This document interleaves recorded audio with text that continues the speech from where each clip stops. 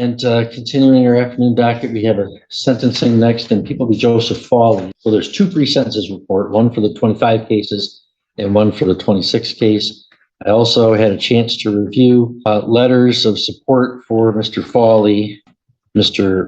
and Miss Rue, and from Ms. Coffin, or Officer Coffin. From a judge in Texas as well. No, I didn't have that. Yeah. All right. I don't know what to say about that. I mean, Texas must have different rules than Michigan, because if I were to write a letter like this, I'd be in a boatload of trouble. Judges are not allowed to use their position to ask for leniency for people in other courts' cases. But I'm going to presume that that rule does not apply in Texas, and receive this as I have from any of the other letters.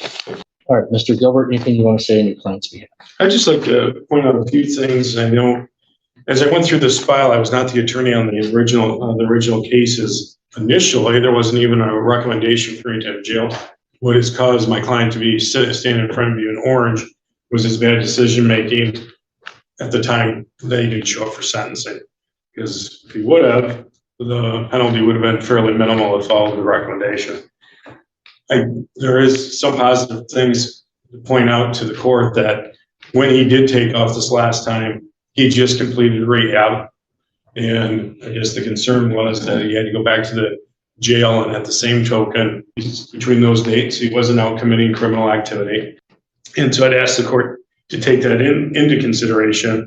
I would ask if the court could possibly look at, he served, I believe, 102 days as of today, time served, and then a sentence to the rehab, because he does have a bed if the court were to allow him to do that. All right, Mr. Fawley, you don't have to make a statement today, but you're entitled to. Is there anything you want to tell me or no? No, Your Honor. Okay, thank you. Ms. Goodrich, any recommendations? Yes, thank you, Your Honor. The defendant is 40 years old. He's unemployed with a high school diploma. On September 18th of 2024, the defendant was found to be in possession of methamphetamine at a traffic stop while operating while intoxicated, and the weapon was found in the vehicle. During that case on October 11th of 2024, the defendant failed to appear for a bond violation hearing, so a bench warrant was issued on October 14th of 2024. The defendant was arrested on February 14th of 2025 and indicated in his jail calls that he intended to leave for Florida, but stayed too long and was caught. Absconding was charged. The defendant entered a plea on May 13th of 2025, and a furlough was granted for inpatient treatment, but he was supposed to return to jail after and did not. Sentencing was also set for August 12th at the time of the plea. He failed to show for sentencing too. A second absconding was charged. The defendant at that time had 0 felonies and 1 misdemeanor. His guidelines, as discussed today, are 0 to 17. Based on his bond violation, his absconding twice during this case and incurring those 2 new cases, I would ask for high end of the guidelines and request no probation. I would also ask the court to enter a judgment for gun forfeiture. Guidelines on this case are 0 to 9. This was his first absconding, but then he absconded after his plea to absconding. I think this is the first time I've had a double absconding with a defendant. I again would ask for top end of the guidelines based on the defendant's decisions and actions during this case. Absconding, the defendant felt confident being out of state and had sent emails to the court administrator dictating his terms to return, sent derogatory emails to law enforcement about his escape from the cases. I believe this should be taken into consideration, as well as just to show his mindset while absconding. It's not a mistake or inability to return or having any remorse, but his desire to return was only on his terms and conditions, and then was not worried about being found. When the defendant was extradited back from Texas on February 20th of 2026, he was found across the country within 6 months from his failure to appear at sentence. I give law enforcement credit on their work in finding him so quickly. But even after his extradition, he personally wrote me letters, continued to try to dictate how the cases would go. The guidelines on this case are 10 to 23. The PSI recommendation is for 12 months with 102 days served. I recognize that Mr. Fawley has no prior criminal involvement, but he did abscond for the second time. He was not found down the street or across the state. He absconded across the country, so it should not be low end of guideline. I believe that deterrence and punishment is critical here, since rehabilitation does not seem possible through the defendant's own decisions and actions taken in these cases. And I'd also ask for an order of restitution as part of the plea agreement. It was $3,458.08 for the extradition. Thank you. Thank you. You certainly haven't made things very easy on yourself here. This case started out in not a great place, not great decisions. We got somebody driving drunk with a gun and methamphetamine. That's a bad start. Those things don't mix very well. And you look unhappy about me saying that, but you're convicted of those crimes. I was under these, I wasn't drunk. Oh, it was drugs. Okay, so you were high. Yes. And you're laughing. No, I'm not laughing. No. You're convicted of operating while intoxicated. So if it wasn't alcohol, it was drugs then. But you clearly don't think you were high today, as your demeanor and sighing and laughing and whatever. But you were. You already pled guilty to that. So you're driving high with methamphetamine and a gun. Does that seem like a good idea to you? It does not seem like a good idea to me. And I don't even know that you're persuaded as you stand here. And then while that case is pending, I mean, that's a bad decision and a bad start. But you know, we see a lot worse. We see a lot worse in this court. And those are all problems that we could manage. That's why you get sent to rehab. And then you don't show back up. So you get an absconding charge. Even after that, even after you fled one time, we still thought, hey, these are problems we can help Mr. Fawley with.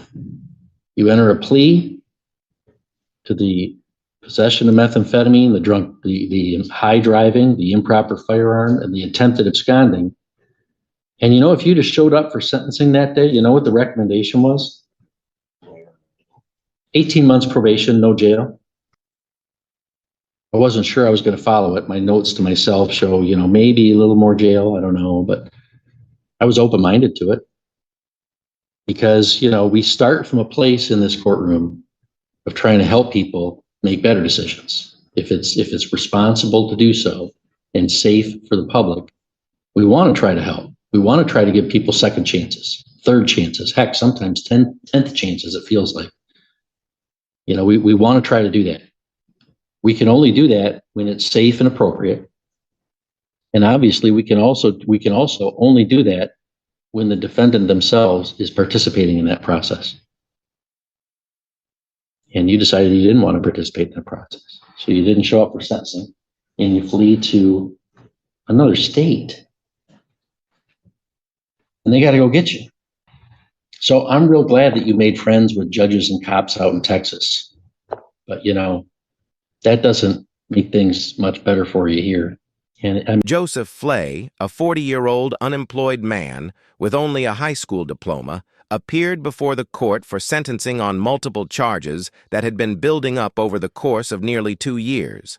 The case involved not just the original crimes he had committed, but a series of poor decisions and deliberate acts of defiance that had turned what could have been a relatively minor legal matter into a situation that ultimately landed him in state prison.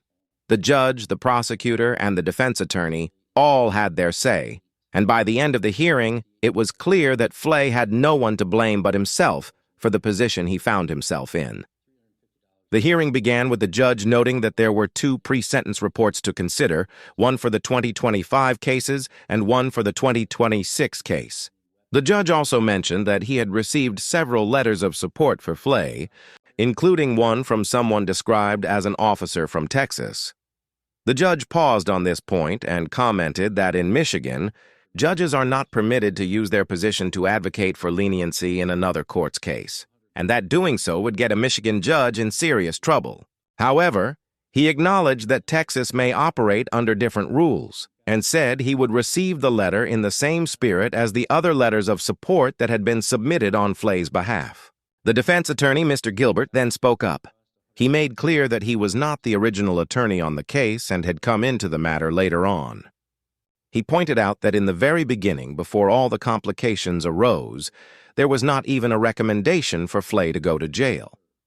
According to the defense, what ultimately led to Flay standing in front of the judge in an orange jumpsuit was simply his bad decision-making, specifically his choice not to show up for sentencing when he was supposed to. The defense argued that if Flay had appeared as required, the penalty would have been minimal, and he likely would have walked out of court without serving any additional time. The attorney also tried to highlight some positive aspects of his client's situation, noting that Flay had completed a rehab program at one point and that during the period when he was not in custody, he was not out committing new criminal offenses. The defense asked the court to take into consideration that Flay had already served 102 days and requested that the court consider sentencing him to rehab rather than further incarceration, arguing that there was still an opportunity for rehabilitation if the court was willing to allow it.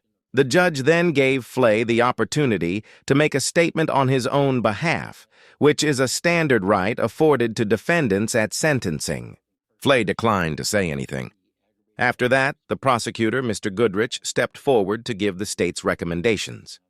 The prosecutor laid out the full timeline of the case in detail. On September 18, 2024, Flay was pulled over at a traffic stop and was found to be operating a vehicle while intoxicated.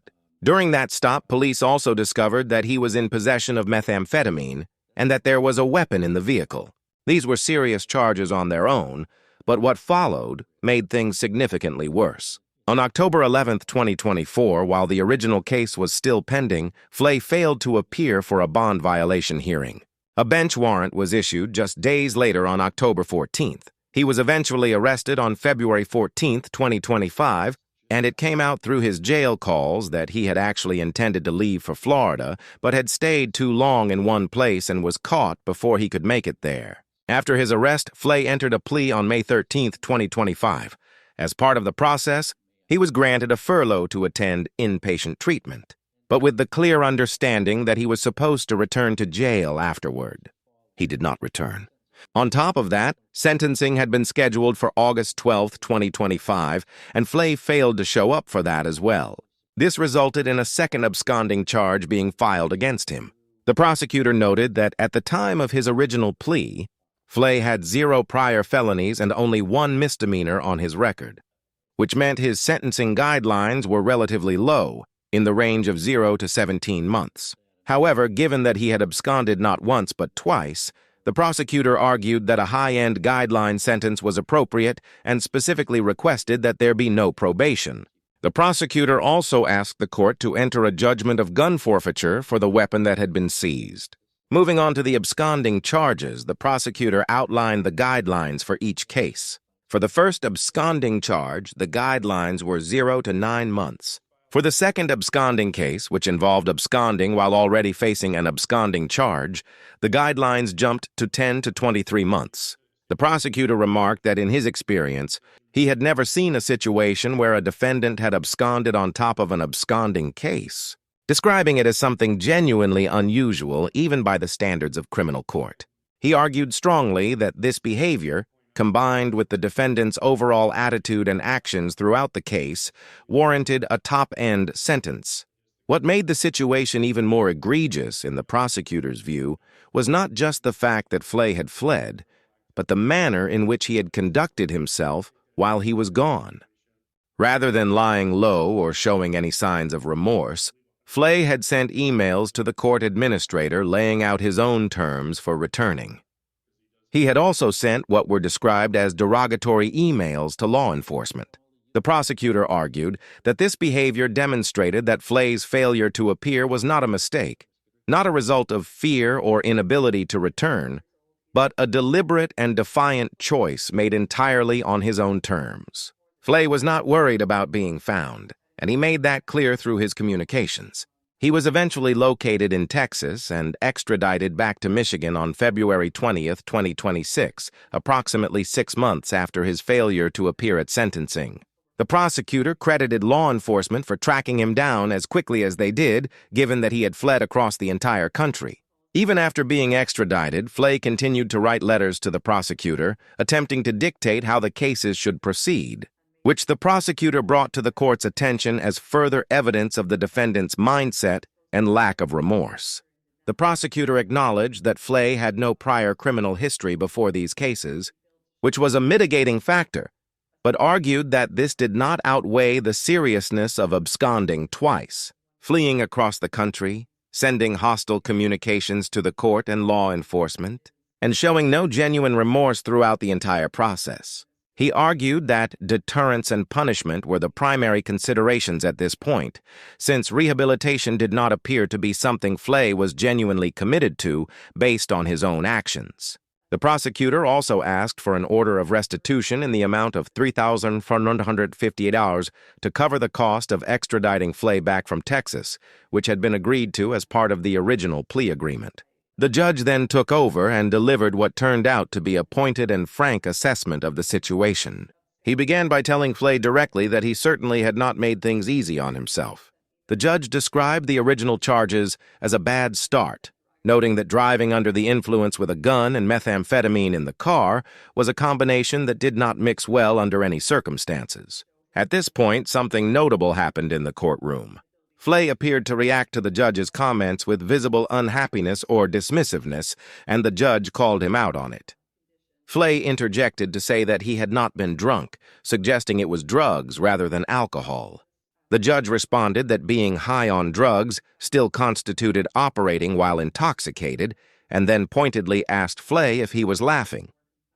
Flay denied it, but the judge made clear that his body language, his sighing, and his overall demeanor in the courtroom suggested that he did not take any of what was being said seriously. The judge noted that Flay had already pleaded guilty to the charge and that his attitude in the courtroom at that very moment was telling. The judge went on to say that while the original charges were serious, they were the kind of problems that a court like his could work with. He explained that the court's default position is to try to help people make better decisions, to give second chances and sometimes even third or fourth chances when it is safe and appropriate to do so. He acknowledged that the system is set up to try to rehabilitate people when there is a genuine willingness to participate in that process. Flay had been given that opportunity. He had been sent to rehab, but then he did not come back. He was given another chance with the plea deal, but then he did not show up for sentencing. The judge made a particularly striking point when he revealed what the sentencing recommendation had actually been on the day Flay was supposed to appear. The recommendation had been for 18 months of probation with no jail time.